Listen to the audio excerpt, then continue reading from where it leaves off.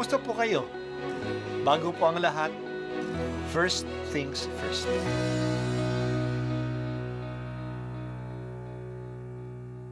Good morning po. Sinisimulan po natin ngayon ang first things first. At dito po, tinatalakay natin sa unang bahagi ng umaga natin ay ang first readings na binabasa po sa banal na misa. Ito pong tinatalakay natin kasi madalas po kasi marami na tayong alam tungkol sa gospel readings. Pero konti po ang nagsasalita sa first readings. Pero ang first readings, bahagi din po yan ng Biblia, ng banal na kasulatan. Kaya susubaybayan po natin ang mga first readings, basahin po natin at kuminsan kailangan ng basahin ng 2 o 3 beses bago maintindihan kasi hindi po tayo familiar sa mga istorya at sa mga kaisipan na tinatalakay dito. Ang pagbasa mula sa mga gawa ng mga apostol. Nang sumunod na araw ng pamamahinga, halos lahat ng tao sa lungsod ay nagkatipon upang pakinggan ang salita ng Diyos.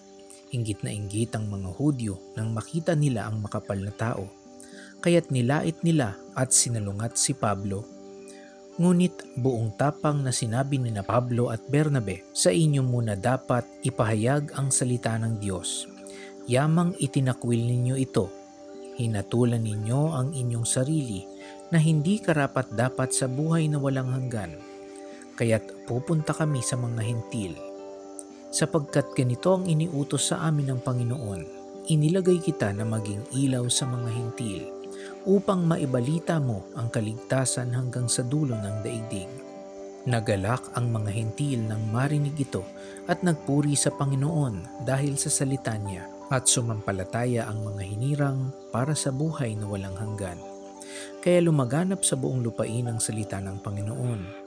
Ngunit sinulsulan ng mga Hudyo ang mga babaeng sumasamba sa Diyos at kilala sa lipunan, gayon din ang mga lalaking pinuno ng lungsod. Ipinausig nila sina Pablo at Bernabe at pinalaya sa lupaing iyon.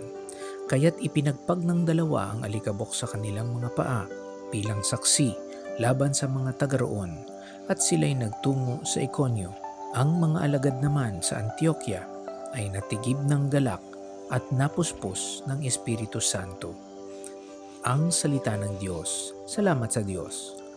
Patuloy na nagpahayag sina Pablo at Bernabe sa Antioquia ng Pisidia. Nahati ang mga tao. Tinanggap ng mga Griego ang katuruan ni Pablo. Talagang magandang balita ito para sa kanila. Hindi na nila kailangan pang tupdin ang mga kautusan ni Moises, lalong-lalo na ang mga ritual na pagsamba ng mga Hudyo.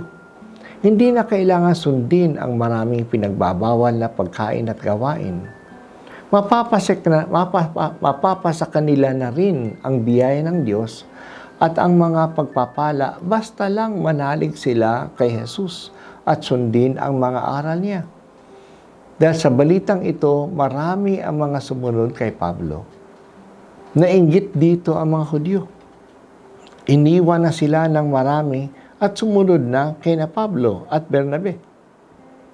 Nung pinapaalis na sila ng mga Hudyo, sa tulong ng mga babae at lalaki na may influensya sa lipunan, at sila yung sumusuhol sa mga tao na paalisin yung dalawa, matapang na sinabi ni Pablo at ni Bernabe na ang pangyayaring ito ay naaayon sa sinabi sa kasulatan na ang mga hentil ang tatanggap ng balita ng kaligtasan.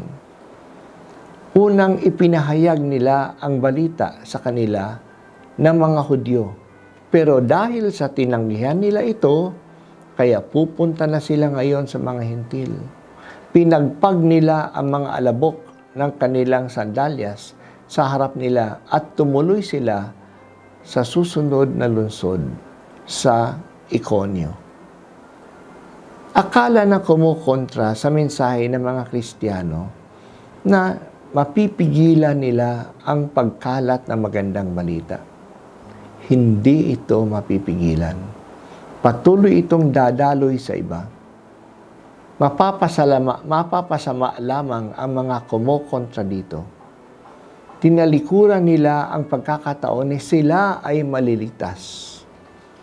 Huwag natin sayangin ang pagkakataon na ibinibigay sa atin na lalong makilala si Jesus.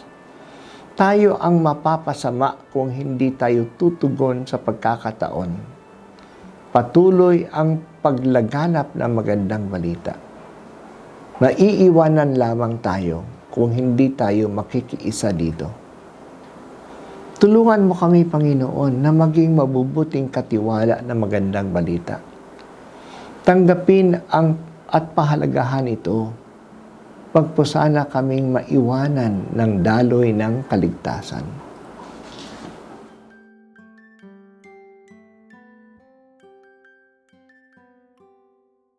At ako po ay si Bishop Broderick Pabilio dito sa First Things First.